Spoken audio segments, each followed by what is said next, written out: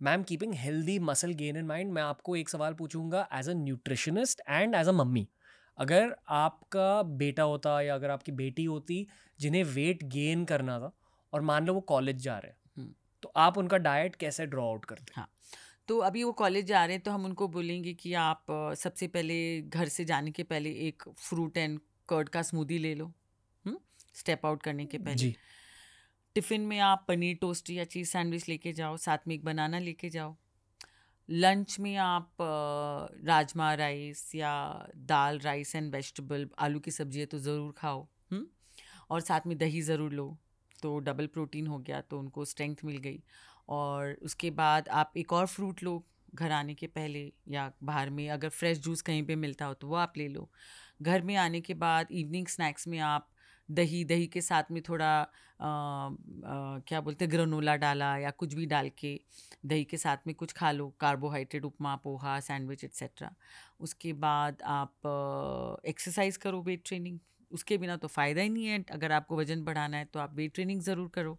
उसके बाद आप प्रोटीन पाउडर की जनरली ज़रूरत नहीं होती वेट गेन के लिए, बट आपको अगर मास गेन भी करना है, आप मसल गेन भी करना है at the same time with the weight gain, तो आप 2 to 3 tablespoon, not scoop, you can take in a nice blender. उसमें थोड़ा बनाना डाला, थोड़ा ब्लूबेरीज डाला, थोड़ा almond milk, not regular milk, कुछ बचेगा नहीं आपको। एंड आइसो लेट लेना है, आइसो वे कॉन्सेंट्रेट नहीं लेना है, बिकॉज उससे आपको शायद गट इश्यूज हो सकती हैं। और डिनर पे हमने अगर दाल ले लिया है तो डिनर पे हम पनीर की सब्जी भी ले सकते हैं, थोड़ी दाल भी ले सकते हैं, रोटी पराठा, या अगर आप वेस्टर्न खाना चाहते हो तो पास्ता विथ चिकन एंड, या चाइनीज़ खाना चाहते हो तो fried rice with, of course not cooked with too much oil, and उसके साथ में कुछ चिकन या टोफू एंड वेजिटेबल्स, ऐसे करके कोई भी क्यूजिन ले सकते हैं, प्रोटीन कार्ब्स का बैलेंस। एंड फ्रूट्स पे अगर आपका ट्राइग्लिसराइड सही है तो फ्रूट्स आप 6 to 8 ले सकते हो दिन भर में, इंक्लूडिंग योर जूसेस। अगर आप एक ग्लास जूस लेते हो, we think 1 glass of juice of this much is equivalent to 3 fruits as compared to, because every fruit we calculate as 50 calories. इस तरह से 6 to 8 फ्रूट्स का हम ऑप्शन रखते हैं। डिनर के बाद में भी आप थोड़ा फ्रूट खा लो, या कोई छोटा सा डिज़र्ट जो कि हेल्दी हो खा लो, संदेश, पिस्ता laddu, almond Laddu.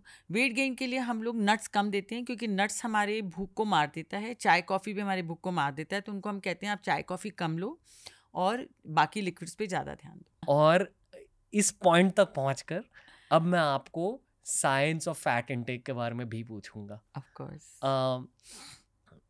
I would assume कि फैट सोर्सेज बदलने चाहिए कॉन्स्टेंटली, थोड़े से olive oil, ghee, nuts, avocado, और हफ्ते भर आप बदल सकते हो as long as you want to gain weight. But I am also assuming कि उनका खाना ज़्यादा टेस्टी होगा, राइट? यही तो हम सोचते हैं, जो भी हमारे पास वेट लॉस के लिए आता है उनको लगता है उनका खाना बड़ा ड्रैब होगा, जैसे आप सोचते हो। हाँ, हमारा ये एक परमानेंट डायलॉग है जो भी हमारे पास सेल्फ केयर में आते हैं, कि self care does not believe in sad diets, self care believes in happy diets. अगर आपको मैंने ऐसा कुछ भी खाना दिया जो कि आपको खा के मज़ा नहीं आ रहा है, तो वो आपके शरीर को भी नहीं लगेगा। आप जो खाना ऐसा होना चाहिए जो कि आपके शरीर को भी तृप्ति दे और आपके सोल को भी, आत्मा को भी तृप्ति दे, तो ही खाना पचता है। ये हमारा परमानेंट डायलॉग है। इसी की वजह से मैंने 3 बुक लिखे हैं जिसमें इंटरेस्टिंग रेसिपीज़ हैं, तो वो तो अलग बात है।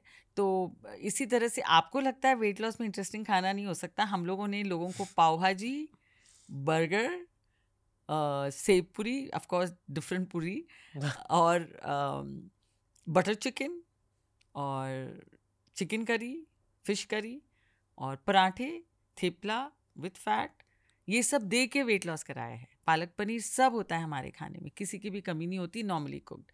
सो एक तो ये बात हो गई वेट लॉस के लिए। वेट गेन का तो ऑफ कोर्स खाना टेस्टी ही होता है, बट उनको जैसे आपने बताया फैट चेंजेस के लिए, तो 3 तरह के फैट होते हैं जो उनको हम बताते हैं, which is PUFA, MUFA and SFA.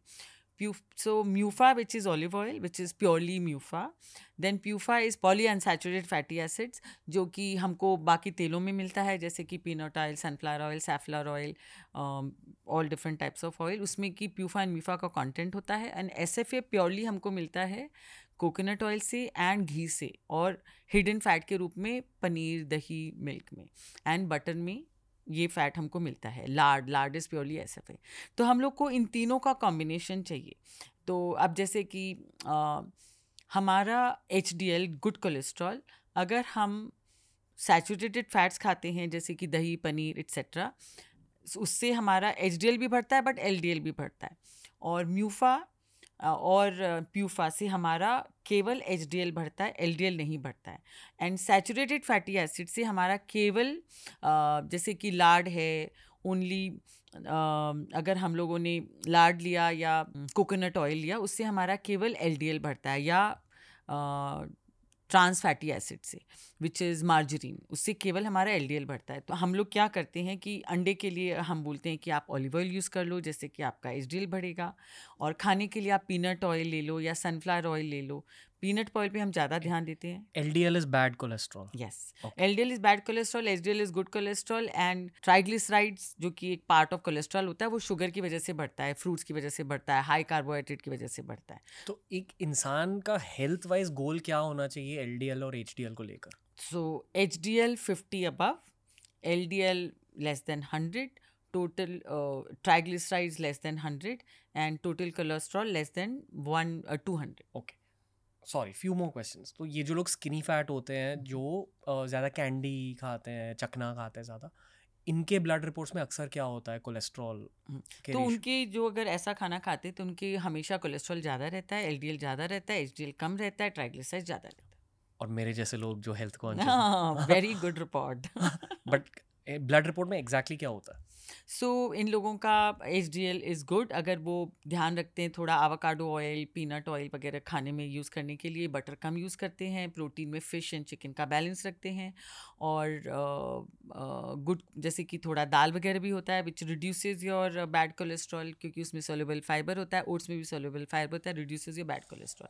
तो इनका हम लोगों ने देखा है जो बहुत हेल्थ कॉन्शियस होते हैं, triglycerides is around 50 to 75, HDL is between 50 to 65, and LDL is between 80 to 90। Okay, final guideline क्या है कॉलेज स्टूडेंट्स के लिए जिनको हेल्दी तरीके से वेट गेन करना है? आई वुड अज्यूम कि 4-5 ऐसे फैट सोर्सेज आइडेंटिफाई करो और रोटेट करते रहो हफ्ते भर। यही है प्रैक्टिकल डाइट गाइडलाइन? नहीं, सो ऑयल आप 3 महीने में रोटेट कर सकते हो। पीनट ऑयल 3 महीना, सनफ्लावर ऑयल 3 महीना, एंड कुछ और। एंड अंडे के लिए केवल ऑलिव ऑयल या पीनट ऑयल। अगर आपका HDL ऑलरेडी ठीक है तो आप पीनट ऑयल भी यूज़ कर सकते हो, which is very common to India. India में आपको पता है कि मूंगफली काफ़ी मात्रा में उगाई जाती है, उसकी वजह से peanut oil is a very common oil to be use. So हमको वो नहीं छोड़ना चाहिए, हमारे शरीर के लिए अच्छा है, but of course purely refined peanut oil से बेटर है कि वो ऐसा सोर्स देखें जो कि हाईली रिफाइंड ना हो। एंड बटर घी का इस्तेमाल कम करना चाहिए, बिकॉज हिडन रूप में हमको अंडे में भी कोलेस्ट्रॉल मिलता है और हमको दूध, दही, पनीर में भी मिलता है। तो हमको घी तेल कम, घी एंड बटर कम लगाना चाहिए, बट लगा सकते हैं। और घी और वेट गेन का कोई लिंकेज है? डायरेक्ट लिंकेज है? क्योंकि हरियाणा और पंजाब में हम वही खाते हैं। हाँ, सो अगर कोलेस्ट्रॉल अगर आपका ज़्यादा है तो कंट्रोल करें, नहीं तो मैं तो बिना बटर या घी लगाए मैंने आज तक कोई चपाती पराठा नहीं खाया। कम इस्तेमाल करना चाहिए, बट ऐसा नहीं है कि आप लोड कर रहे हो और ज़्यादा ले रहे हो। And you should be able to burn it off. Exercise कर रहे हो रेगुलरली तो कोई प्रॉब्लम नहीं है। बल्कि घी में जो कोलेस्ट्रॉल होता है वो आपके 4 विटामिन, जो एक विटामिन D है उसके लिए बहुत ज़रूरी है। विटामिन D हमारे बॉडी में तभी एब्जॉर्ब होता है अगर आप कोलेस्ट्रॉल होता है आपकी डाइट में, जो कि हमको चिकन से मिलता है, दूध, दही, पनीर, चीज़ से मिलता है, घी से मिलता है, बटर से मिलता है, एंड एग।